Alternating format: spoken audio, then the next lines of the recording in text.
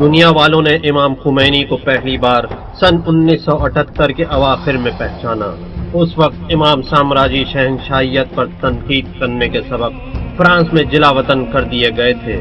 دنیا نے ان کی صدائے احتجاج فرانس کی راجدھانی کے اطراف کے ایک محلے نوفل نوشاتو سے سنا۔ امام خمینی نے امریکہ کے خلاف اپنی تقریر کے ذریعے محمد رضا شاہ پہلوی کی مخالفت میں جس جنگ کا آغاز کیا تھا، مغربی میڈیا نے اسے دنیا بھر میں جس انداز سے نشر کیا وہ اپنی جگہ بے نظیر تھا۔ دنیا والوں کے سامنے بالخصوص مغربی ممالک کے نظیر میں امام کی جو شخصیت ابھر کر آئی اس میں اتنی تازگی تھی کہ جس کی نظیر ان لوگوں نے پہلے نہیں دیکھی۔ وہ سیاہ امامہ اور سفید داڑھی دنیا والوں کے لیے ایک ایسی نئی تصویر تھی کہ جو قدیمی قصوں کے علاوہ تاریخ اور تاریخی کتابوں کے دل سے وجود میں آئی ہو۔ دنیا والوں کے لیے امام کی ہر چیز سے ایک نئی خوشبو آ رہی تھی، یہاں تک کہ ان کا نام روح اللہ بھی۔ دنیا بھر کے اخباری نمائندوں اور سیاستدانوں کے ذہن میں جو سوال بار بار ابھر کر آ رہا تھا وہ یہ تھا کہ خمینی کا تعلق کس انقلابی گروپ سے ہے، ان کا موازنہ کس سے کیا جا سکتا ہے؟ ابراہیم لنکن، لینن، چرچل یا پھر ہٹلر، موسولینی یا بسانِ دوگل؟ ہمیں عبد الناصر کی یاد آنے لگتی ہے یا پھر نہرو اور کاسٹرو کی اور شاید ہم چے گوارا کی، لیکن خمینی ان سب سے مختلف تھے۔ 20ویں صدی میں رونما ہونے والے اسلامی انقلاب کی قیادت کی کہ جس کا کامیاب ہونا یقینی تھا۔ امام نہ ہی کمیونسٹ تھے، نہ امپیریلسٹ اور نہ ہی تو نیشنلسٹ۔ وہ کسی خاص ملت کے رہبر ہونے کے بجائے ایک اسلامی رہبر تھے، اور ان کا شعار نہ شرقی تھا نہ غربی بلکہ صرف و صرف جمہوریہ اسلامی تھا۔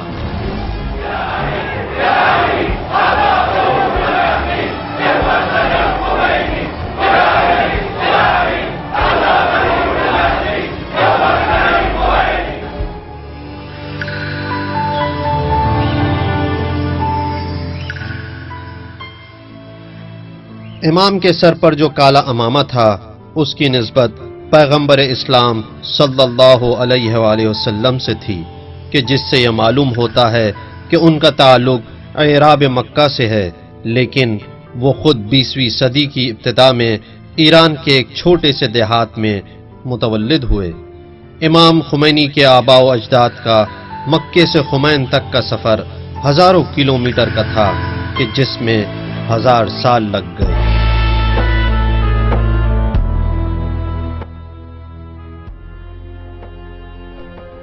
مکہ مکرمہ 20ویں صدی کی ابتدا میں 1400 سال پہلے امام کے آباء و اجداد یہاں رہا کرتے تھے، اور یہیں سے آپ کی نسبت رسول اسلام صلی اللہ علیہ وآلہ وسلم کے 5ویں نواسے امام موسیٰ بن جعفر علیہ السلام تک پہنچتی ہے۔ امام موسیٰ بن جعفر علیہ السلام شیعہ کے 12 اماموں میں سے 7ویں امام ہیں۔ امام خمینی کے جد اعلیٰ امام موسیٰ بن جعفر علیہ السلام نے خلیفہ بنی عباس المہدی کے اصرار پر مدینے کو خیر آباد کہا اور عراق چلے گئے۔ وہاں بنی عباس کے مختلف زندانوں میں رہنے کے بعد دیار غیر میں آپ کی شہادت واقع ہو گئی۔ آپ اپنے وطن سے دور غربت میں دفن ہوئے۔ ابھی بھی آپ کا مرقد مطہر عراق کے ایک شہر کاظمین میں چاہنے والوں کی زیارت گاہ بنا ہوا ہے۔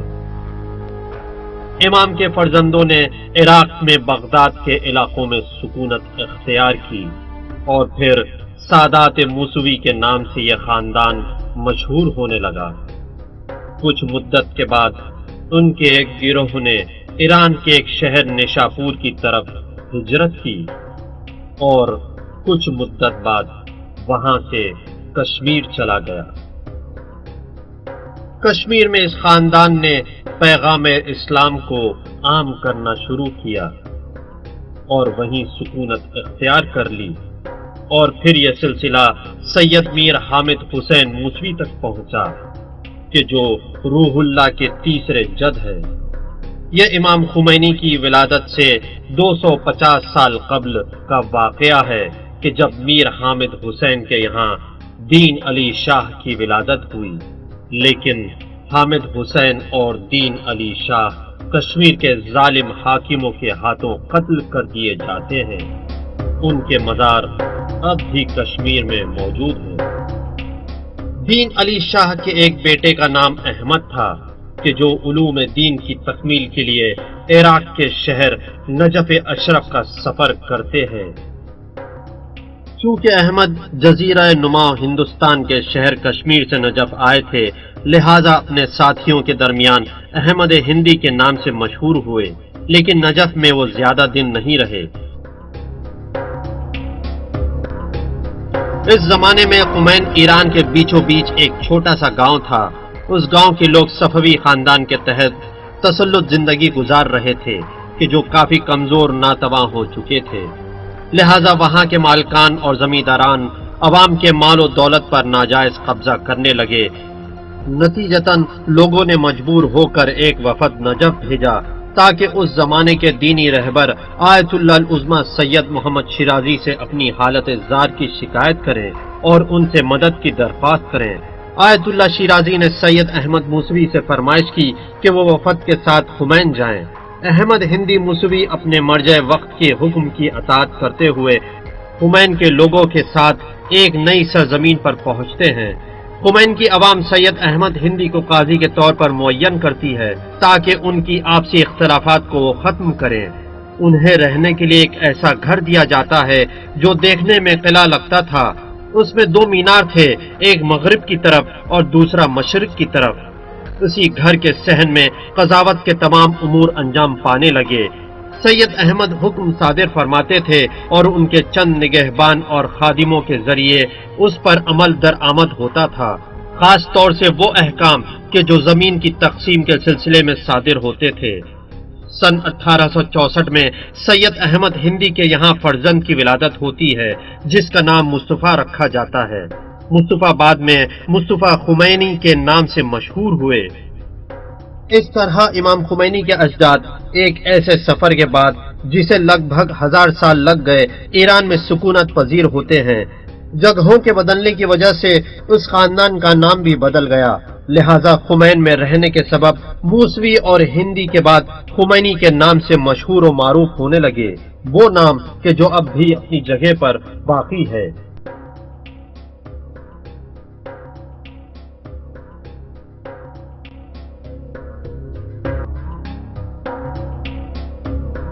سید مصطفیٰ کی شادی آیت اللہ مرزا احمد مجتہد کی صاحبزادی ہاجرہ کے ساتھ قرار پاتی ہے۔ آپ کے یہاں مرتضیٰ اور نور الدین نامی 2 فرزند کی ولادت ہوتی ہے اور اب دونوں تیسرے فرزند کے انتظار میں تھے۔ ہاجرہ کہ جو امید سے تھیں اپنے شوہر کے انتظار میں دن کاٹ رہی تھیں، چونکہ ان کے شوہر شہر کے لوگوں کے ساتھ ظالم زمینداروں اور حاکموں کا قلعہ کما کرنے کے لیے شہر سے باہر گئے ہوئے تھے، لہذا وہ دعا کر رہی تھیں کہ ان کے شوہر اور شہر کے تمام افراد صحیح و سالم اپنے گھر لوٹ آئیں۔ لیکن اس سے پہلے کہ باپ اپنے شہر لوٹ کر آتا، تیسرے بیٹے کی ولادت ہوتی ہے۔ 20 جمادی الثانی سن 1320 مطابق 24 ستمبر 1902 کے دن اسی کمرے میں ہاجرہ کے یہاں تیسرے فرزند کی ولادت ہوتی ہے جس کا نام روح اللہ رکھا جاتا ہے۔ ماں اور بیٹا اپنے باپ کے انتظار میں تھے، لیکن جناب سید مصطفیٰ پلٹ کر نہیں آتے ہیں۔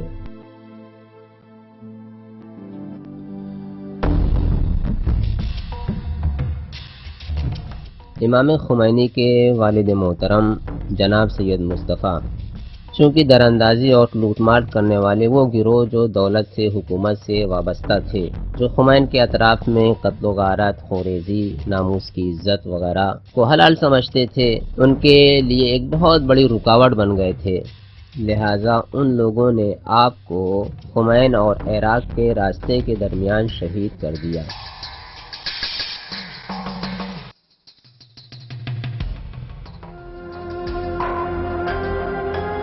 سید مصطفیٰ کے قتل کے بعد ان کے گھر والے خاموش نہیں بیٹھتے ہیں، خاص طور سے امام خمینی کی پھوپھی صاحبہ خانم۔ امام خمینی کی پھوپھی، امام خمینی کی پھوپھی وہ شخصیت تھی کہ جب سید مصطفیٰ کو قتل کر دیا گیا تو انہوں نے تہران جانے کا قصد کیا۔ کہ جب تک مصطفیٰ کے قاتلوں کو نہ پکڑ لوں تہران سے نہیں لوٹوں گی۔ امام خمینی کی پھوپھی تہران میں شاہ کے دربار میں پہنچی اور اپنے بھائی کے قاتل کو طلب کرنے لگی۔ ان سے کہا گیا کہ آپ چلی جائیں، لیکن انہوں نے کہا کہ نہیں، ایسا نہیں ہو سکتا۔ آغا مرتضیٰ پسندیدہ اور دوسرے بچوں کو ساتھ لیا، تہران گئی اور کہا کہ یہ ان کے بچے ہیں، ہمیں ان کا قاتل چاہیے۔ 6 مہینے تک وہیں رہیں، آخر کار قاتل کو لے کر ہی خمین گئی اور وہاں پھانسی دے دی، اور اس طرح آقا مصطفیٰ کا قاتل مارا گیا۔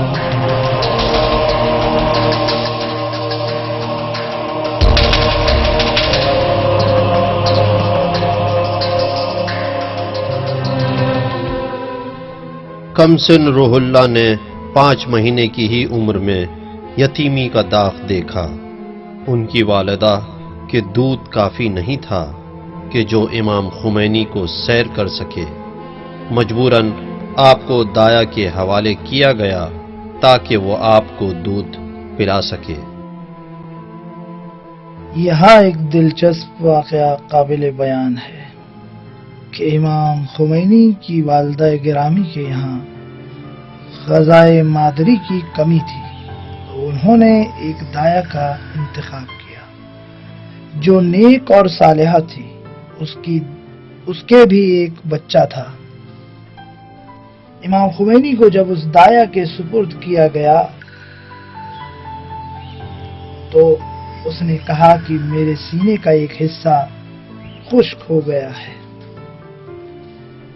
اس سے کہا گیا کہ اسی خشک حصے کو اس کے منہ میں رکھ دو، اگر غذا آ گئی تو بہتر ہے۔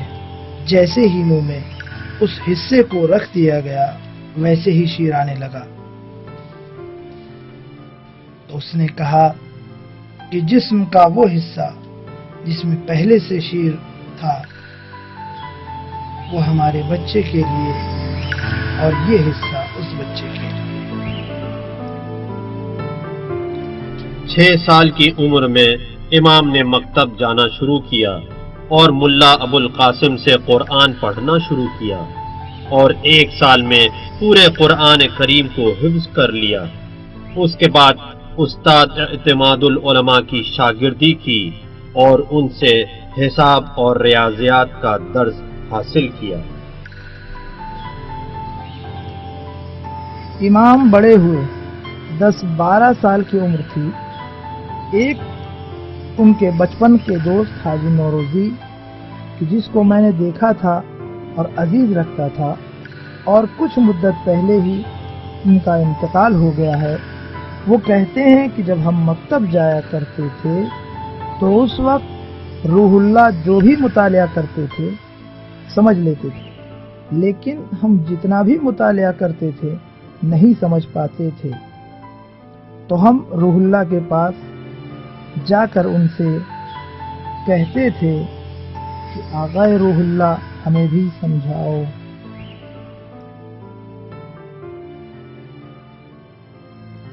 خمین کے دشت میں روح اللہ نے اپنے بچپن کے بہترین ایام کا تجربہ کیا۔ وہ ریاضی میں ماہر تھے، اچھی دوڑ لگانے والے اور بہترین تیراک تھے، اسی طرح گھوڑ سواری میں بھی مہارت رکھتے تھے۔ یہی حاج نوروزی کہتے ہیں کہ روح اللہ کہتے تھے تمام بچوں کو لے آؤ، ہم سب دوڑ لگائیں گے، اور وہی سب سے آگے نکل جاتے تھے۔ آج کی اصطلاح میں جمناسٹک کہے جانے والے کھیل میں بھی امام کافی ماہر تھے۔ امام کے ہاں درخت پر ایک جھولا تھا، اسی پر وہ کھیلتے تھے۔ تقریباً 7-8 سال کی عمر تھی، اسی کھیل کے دوران آپ گر گئے اور پیر میں چوٹ آ گئی۔ حاجی نوروزی بتا رہے تھے کہ زمین پر گرے اور پیر ٹوٹ گیا، اور 4-5 دن کے بعد پیر تو اچھا ہو گیا، لیکن امام نے کھیل کو چھوڑا نہیں۔ دوبارہ کہتے ہیں چلو ساتھ میں کھیلنے، اور پھر وہی کھیل شروع ہو گیا۔ یہ رہی امام کی ورزش اور کھیل۔ اس کے علاوہ اسی 10-12 سال کی عمر میں آپ کے پاس ایک بندوق تھی، امام اچھا نشانہ لگاتے تھے۔ 10-12 سال کی عمر میں جو بندوق ان کے پاس تھی اس کو اسی گھر میں مٹی میں دبا کر رکھا کرتے تھے۔ روح اللہ اسی گھر کے صحن اور دیواروں کے درمیان بڑے ہوئے اور اپنی ماں پھوپھی اور بھائی سید مرتضیٰ پسندیدہ کی نگرانی میں پروان چڑھے۔ امام خمینی 10-12 سال کی عمر میں ہی معمم ہو گئے تھے۔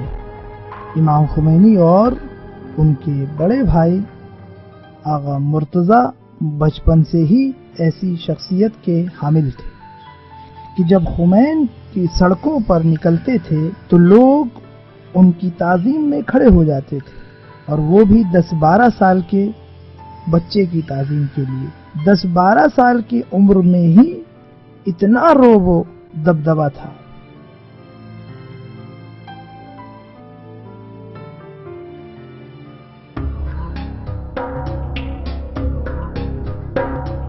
یہ وہ زمانہ تھا کہ جب بظاہر ایران میں قاجاریوں کا کافی نفوذ تھا، جبکہ حقیقت یہ ہے کہ عملاً روس اور برطانیہ کا نفوذ تھا، لہٰذا ایران کا آدھا شمالی حصہ روس کے اختیار میں تھا، اور اسی طرح معاہدے کے مطابق جنوب کے تمام تیل کے ذخیرے برطانیہ کے اختیار میں تھے، اور 20ویں صدی کے اوائل میں ملک کے پورے جنوبی خطے پر بغیر کسی رکاوٹ کے برطانیہ حکمرانی کرنے لگا۔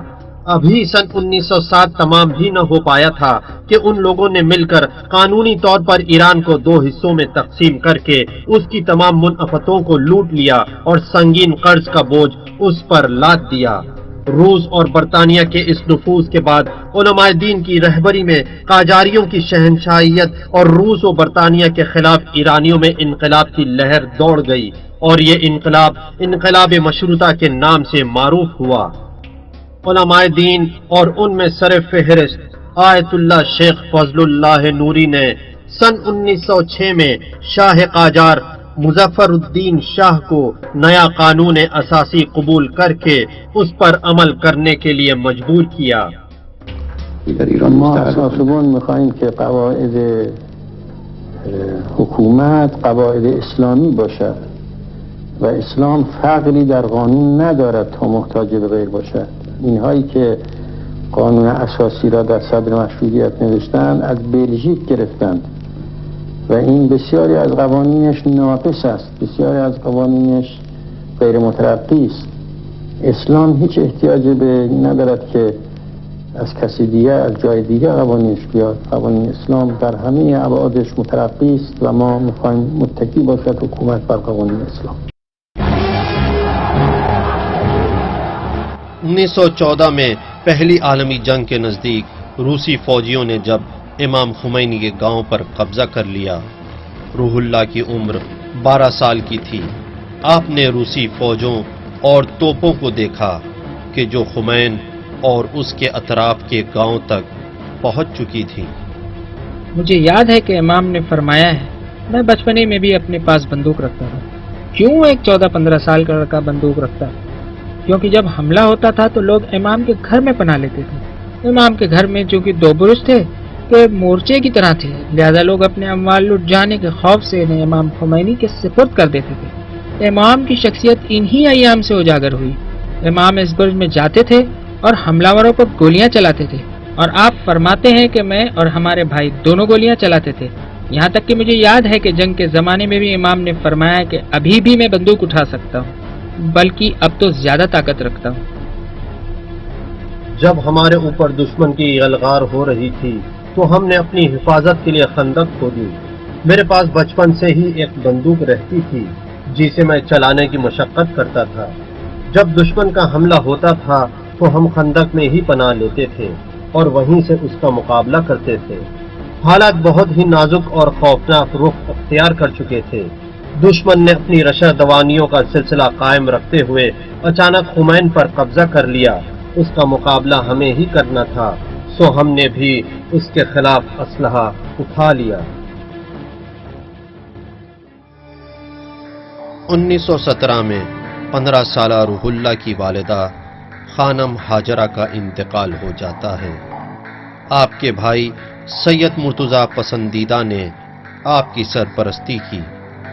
روح اللہ خمین میں جو کچھ پڑھ رہے تھے، 2 سال بعد اسے مکمل کر چکے تھے، لہٰذا جناب پسندیدہ نے انہیں مشورہ دیا کہ اعلیٰ دینی تعلیمات کے لیے عراق چلے جائیں۔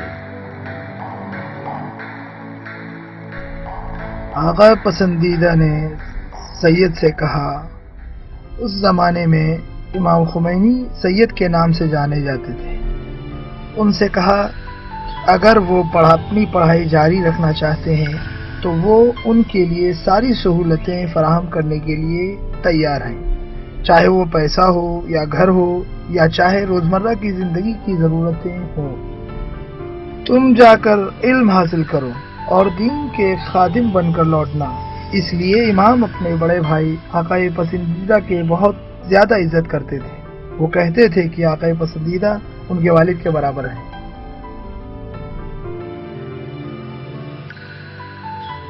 وہ ایک ہوشیار اور عقلمند شخص تھے، اسی بنا پر جب انہوں نے اس بات کا احساس کیا کہ ان کے رشد کے لیے خمین چھوٹا ہے، لہٰذا وہاں سے قم کے لیے ہجرت کرتے ہیں اور وہاں پر نیک، صالح، عارف، سچے اور اچھے لوگوں کے درمیان رہتے ہوئے رشد کرتے ہیں۔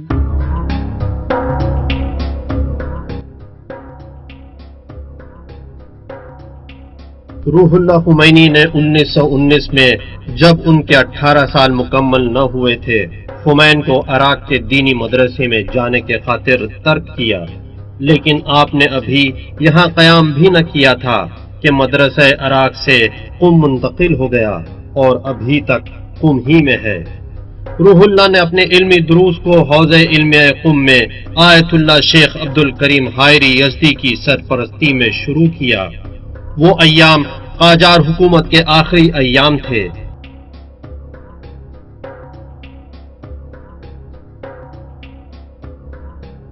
آپ نے وہیں سکونت اختیار کی اور آپ کا کمرہ نمبر 7 تھا۔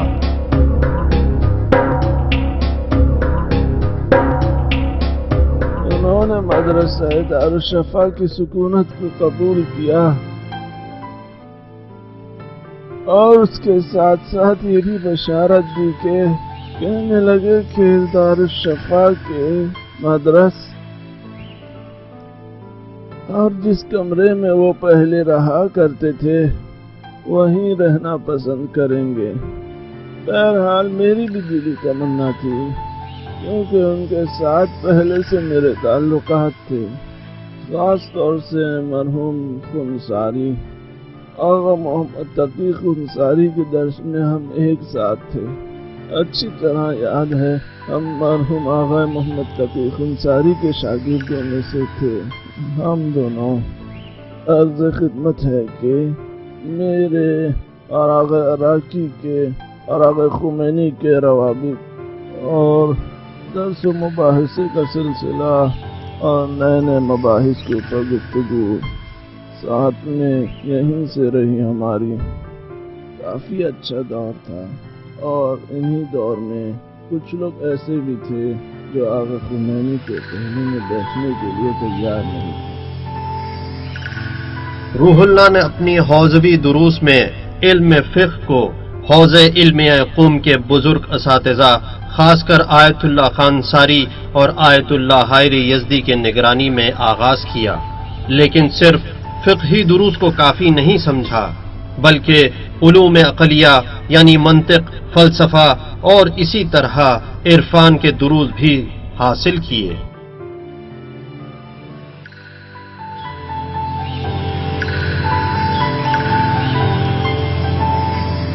وہ خود فلسفہ اور عرفان میں شیخ محمد علی اصفہانی شاہ آبادی مرحوم کے خاص شاگرد تھے، جو نہایت ہی مشہور و معروف تھے۔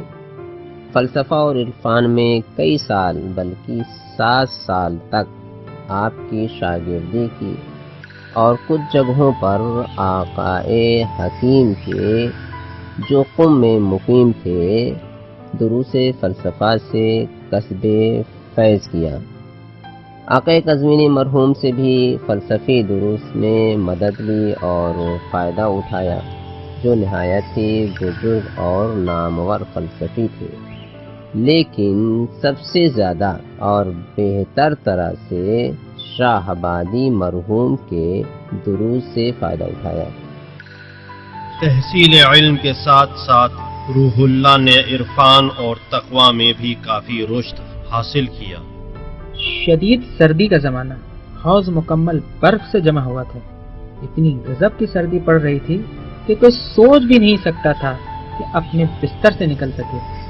اس کے باوجود امام خمینی، جبکہ ایک کم سن طالب علم تھے، ہاتھ سے انہوں نے حوض کے برف کو توڑا، اس پانی سے وضو کیا اور نماز شب کے لیے کھڑے ہو گئے۔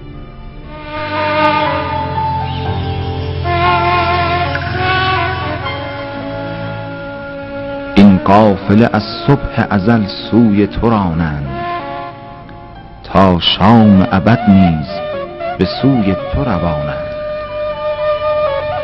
سرگشته و حیران همه در عشق تو غرقند، دل سوخته هر ناحیه بیتاب و توانند. بگشای نقاب از رخ و بنمای جمالت، تا فاش شود آنچه همه در پی آنند. ای پرده نشین در پی دیدار رخ تو، جانها همه دل باخته دلها نگرانند. در میکده رندان همه در یاد تو مستند، با ذکر تو در بتکده ها پرسه زنانند. ای دوست دل سوخته ام را تو هدف گیر، مژگان تو و ابروی تو تیر و کمانند. کم میں امام کا پڑوسی کہتا ہے کہ میں اذان کے وقت مسجد کی طرف نماز پڑھنے کے لیے جا رہا تھا۔ ابھی اذان بھی نہیں ہوئی تھی کہ مجھے لگا رونے کی آواز آ رہی ہے۔ سوچا کہ باہر کوئی ضرورت مند ہے۔ باہر گیا، دیکھا کہ امام خمینی کے گھر کے اطراف میں جو باغ ہے وہاں کوئی کھڑا نماز پڑھ رہا ہے اور رو رہا ہے۔ امام خمینی کو نہیں پہچانا۔ بہت اچھا لگا کہ کون ہے جو رات میں اس طرح رو رہا ہے اور مناجات کر رہا ہے۔ میں کھڑا ہو گیا، یہاں تک کہ ان کی نماز ختم ہوئی تو دیکھا کہ روح اللہ خمینی تھے۔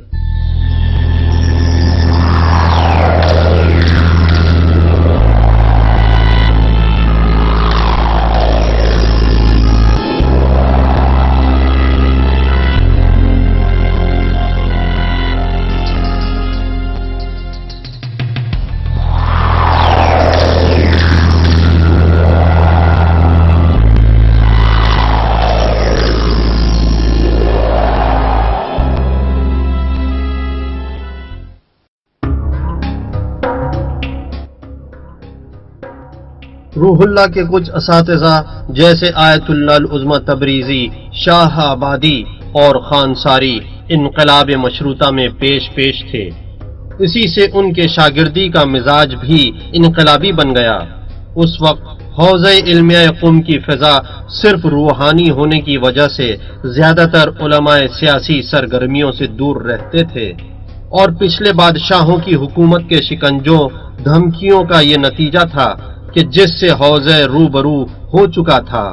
اسی وجہ سے علماء مجبور تھے کہ حوزے کو صرف دینی تعلیمات تک ہی محدود رکھیں۔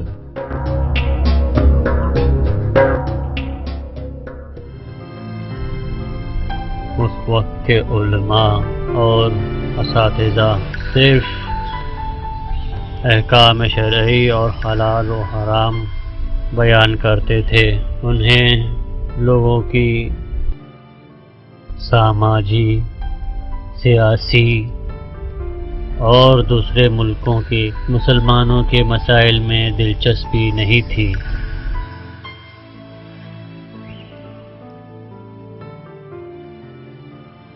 لیکن روح اللہ کبھی کبھی قم سے تہران جا کر اور پارلیمنٹ کی نشست میں شرکت کیا کرتے تھے، اور مختلف نمائندوں کی تقاریر اور خاص کر شاہ کے مخالف آیت اللہ سید حسن مدرس کی تقریروں کو سنتے تھے۔ یہ بات یقینی ہے کہ حضرت امام ہمیشہ شہید مدرس کے رابطے میں رہے ہیں، اور اس بات کو خود امام نے آثار میں اشارتاً ذکر کیا ہے اور اپنی یادگار چیزوں میں سے بیان کرتے ہیں۔ کسی ایک مسئلے میں جہاں مدرس تھے وہیں امام بھی تھے، اور امام نے اپنے بیانات میں اس رابطے کی طرف اشارہ کیا کہ جس جلسے میں مدرس تھے میں بھی اس جلسے میں تھا، یا مثلاً اس زمانے میں جب پارلیمنٹ میں سیاسی بحث ہوتی تھی تب بھی۔ دوسری عالمی جنگ میں کامیاب برطانیہ نے 1919 میں ایران میں ایک نئی حکومت کا اعلان کیا، وہ بھی وثوق الدولہ کی ریاست اور برطانیہ کی سلطنت کے تحت ایسی حکومت کے لاہیہ عمل کو منظور کیا گیا جس میں لشکری اور مالی امور کی نگرانی ایران کی حکومت کے ہاتھوں برطانیہ کے مشیروں کے مطابق ہوگی۔ لیکن سید حسن مدرس نے اس قانون کی مخالفت میں قیام کیا اور احمد شاہ قاجار پر دباؤ ڈالا اور اسے مجبور کیا کہ وہ انگریزوں کے ایک طرفہ دباؤ کو نہ قبول کرے۔ اختلافات اتنے بڑھ گئے کہ ملک کے شمال اور جنوب میں لوگ اٹھ کھڑے ہوئے۔ آذربائیجان کی رہبری ایرانی پارلیمنٹ کے ممبر شیخ محمد خیابانی نے سنبھالی اور شمال میں سردار میرزا کوچک خان نے۔ دونوں نے حکومت قاجار کے خلاف اعلان جہاد کیا اور نتیجے میں وثوق الدولہ استعفیٰ دینے پر مجبور ہو گیا۔ اس کے بعد انگریزی حکومت نے ایک ایرانی اخباری نمائندے ضیاء الدین طباطبائی کو وزیر اعظم بنا دیا۔ یہ شخص ایرانی فوج کا افسر رضا خان کے ساتھ شریک ہو گیا تاکہ پائے تخت کو انقلابیوں کے چنگل سے آزاد کرا لیا جائے۔ ضیاء الدین نے تمام مخالفوں کو گرفتار کر کے قید خانے کی سلاخوں میں ڈال دیا، خاص کر ایران اسمبلی کے روح رواں سید حسن مدرس کو بھی۔ 3 مہینے بعد ضیاء الدین احمد شاہ قاجار کی حکومت کا تختہ پلٹانے والے فوج کے افسر رضا خان کو اپنی جگہ دے کر ہٹ گیا۔ رضا خان نے 1926 میں خود کو ایران کا بادشاہ اعلان کر دیا اور یہی پہلوی سلطنت کا آغاز تھا جو امام خمینی کے دور میں اپنے عروج پہ تھی۔ ما در زمان سابق فرض بفرمایید که زمان اول قاجاریه نبودیم. اگر فرض کنیم که سلطنت قاجاریه به واسطه یک رفراندومی تحقق پیدا کرد و همه ملت هم ما فرض کنیم که رأی مثبت دادند، اما رأی مثبت دادند بر آقا محمد خان قجر و اون سلاطینی که بعدها میآیند. در زمانی که ما بودیم و زمان سلطنت احمد شاه بود، هیچ یک از ما زمان آقا محمد خان را ادراک نکردند. 25 سالہ جوان طالب علم نے حوزے کے تمام بزرگوں کو اپنی طرف متوجہ کر رکھا تھا، خاص طور سے حوزے کے سرپرست آیت اللہ حائری کو بھی۔ اس نے کہا ہم مدرسے فیضیہ میں درس میں بیٹھے تھے اور ان کا کمرہ مدرس کے بغل ہی میں تھا۔ کبھی آیت اللہ حائری بلند آواز سے کچھ بیان کرتے تھے۔ کہتے ہیں کہ ایک رات ہم نے ایک جوان کو دیکھا جس کی داڑھی نئی نکلی ہوئی تھی۔ اس نے کہا کہ ایسا ہو سکتا ہے کہ آغائے شیخ درس دیتے وقت آپ آہستہ کلام کریں، آہستہ بولیں، کیونکہ آپ کی آواز ہمارے لیے مطالعہ کرنے میں مزاحم ہو رہی ہے اور ہم آپ ہی کے بغل والے حجرے میں مطالعہ کر رہے ہیں، مباحثہ کر رہے ہیں، درس پڑھ رہے ہیں جو مشکل ایجاد کر رہی ہے۔ آغائے شیخ نے کہا ٹھیک ہے۔ آغائے روح اللہ اٹھے اور چلے گئے تو آغائے حائری نے کہا یہ جوان آئندہ اسلام اور مستقبل قریب میں ایک تابناک اور روشن ستارہ ہوگا۔ نوجوان آیت اللہ خمینی نے اپنی پہلی کتاب شرح دعائے سحر سن 1928 میں 26 سال کی عمر میں تالیف کی۔ انہوں نے 29 سال کی عمر میں شادی کرنے کا فیصلہ کیا۔ میرا مطلب آغا مرزا محمد ثقفی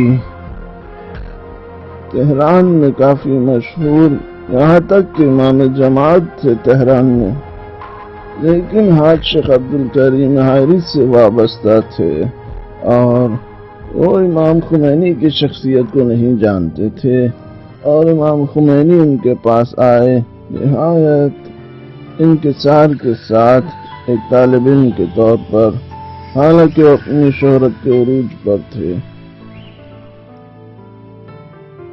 باوجود اس کے کہ امام کی اپنی بیوی کے ساتھ شادی کرنے میں کافی دیر لگ گئی، تقریباً 9 مہینے لگ گئے، کیونکہ امام کوئی مشہور طالب علم نہیں تھے۔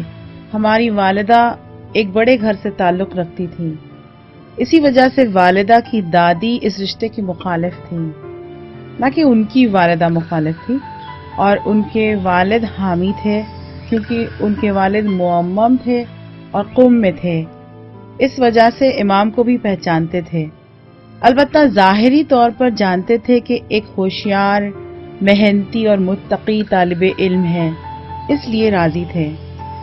لیکن میری والدہ چونکہ کم سن تھی، تقریباً 15 سال کی تھی، اس لیے ان کے لیے قم میں رہنا مشکل تھا۔ لیکن ایک رات میری والدہ نے خواب دیکھا، جبکہ طے یہ تھا کہ کل امام کو انکار کر دینا ہے۔ والدہ نے خواب میں دیکھا کہ کھڑکی سے دیکھ رہی ہیں کہ ہمارے آئمہ پیغمبر حضرت علی، حضرت فاطمہ صحن کے اس طرف کمرے میں تشریف فرما ہیں۔ انہیں دیکھ کر کہنا شروع کرتی ہیں کہ یہ سب تو میرے امام ہیں، میرے پیغمبر ہیں، میں ان سب سے محبت کرتی ہوں۔ ایک عورت جو ان کے نزدیک بیٹھی ہوئی تھی وہ کہتی ہے کہ تم ان لوگوں سے محبت نہیں کرتی ہو۔ والدہ افسوس کے ساتھ کہتی ہیں کیوں نہیں، میں نہیں چاہتی ہوں، کس بنا پر انہیں نہیں چاہوں گی؟ اس عورت نے کہا نہیں، تم انہیں نہیں چاہتی ہو۔ اسی دوران افسوس کے ساتھ والدہ بیدار ہو جاتی ہیں، اور دوسرے دن جب اپنی دادی کے سامنے خواب بیان کرتی ہیں تو دادی فرماتی ہیں کہ ضرور یہ سید بہت ہی نیک سید معلوم ہوتا ہے۔ اس طرح امام خمینی کے عقد میں آیت اللہ کاشانی تھے، اور ان کے سسر آیت اللہ ثقفی نے جب ان کو دیکھا تو کہا کہ اس عجوبے کو کہاں سے ڈھونڈ لائے ہو؟ اس موقع پر انہوں نے کہا امام کو کہ یہ عجوبہ ہے، کوئی معمولی روحانی نہیں۔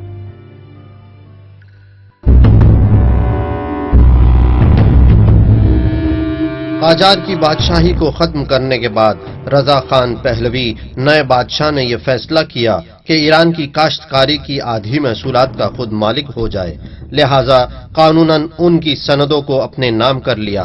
رضا شاہ جواہرات اور زیورات کو جمع کرنے میں مشہور تھا۔ اس نے اپنی جائیداد اور ملکیت کی حفاظت کے لیے ایک طاقتور فوج بنانے کا عزم مصمم کیا۔ رضا شاہ ترکیہ کے کمال مصطفیٰ آتا ترک کے تجربات کی اندھی تقلید کرتا تھا۔ آتا ترک نے بے پردگی کا حکم دیا اور مسجدوں کو عجائب گھر میں تبدیل کر دیا، لہذا رضا شاہ آتا ترک کے تجربات سے استفادہ کرنے کے لیے آنکارا پہنچ گیا۔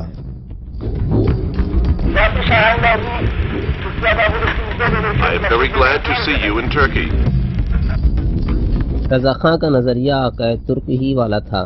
اس کا نظریہ یہ تھا کہ اسلام کو رسمیت سے ہٹا دیں اور سروں سے چادریں چھین لی جائیں، اور اس کا نظریہ یہ بھی تھا کہ امام حسین علیہ السلام کی عزاداری کو بند کر دیا جائے۔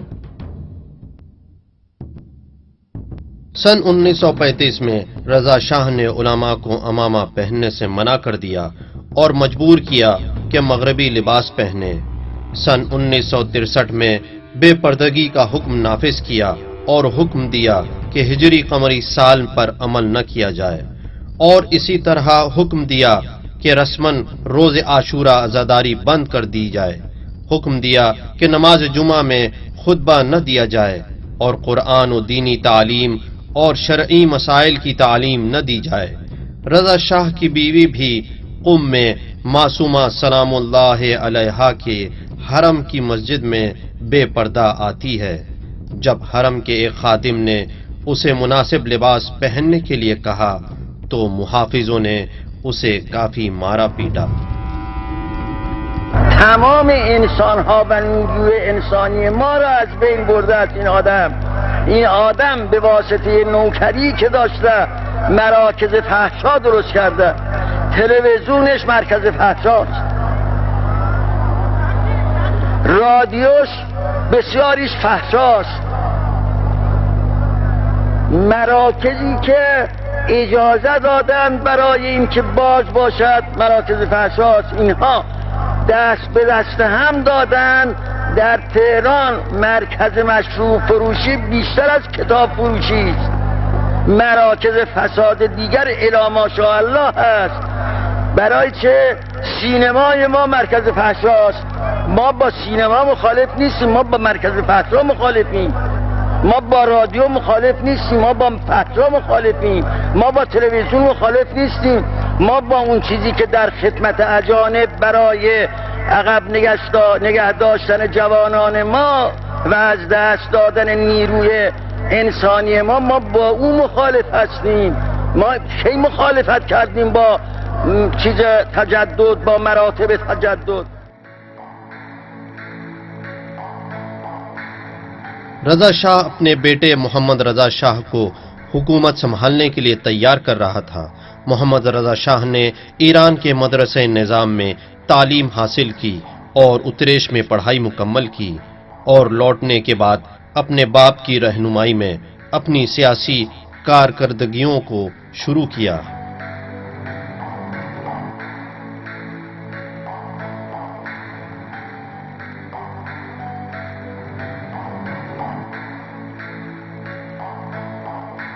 رضا شاہ چاہتا تھا کہ حکومت کو دوسرے ملوک کے یہاں شادی کرنے کے ذریعے سے طاقتور کرے۔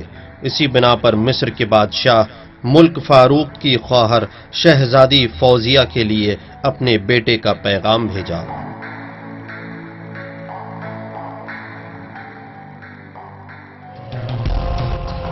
اس زمانے میں سید حسن مدرس کے قتل کی وجہ سے پارلیمنٹ میں جو حکومت کے مخالف نمائندے تھے وہ اپنی قوی ترین اور نمایاں ترین ساتھی سے محروم ہو چکے تھے۔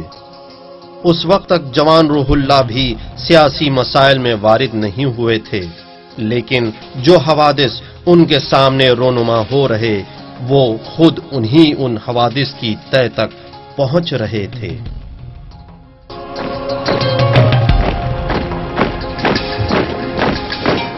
ملت ما یک مطلبش این بود که این سلطنت پهلوی از اول که پایه‌گذاری شد برخلاف قوانین بود. اونهایی که در سن منند میدانند و دیدند که مجلس مؤسسان که تأسیس شد با سرنیزه تأسیس شد، ملت هیچ دخالت نداشت در مجلس مؤسسان. مجلس مؤسسان را با زور سرنیزه تأسیس کردند و با زور وکلای او را وادار کردند به اینکه به رضا شاه رأی سلطنت بدهند. پس این سلطنت از اول یک امر باطلی بود.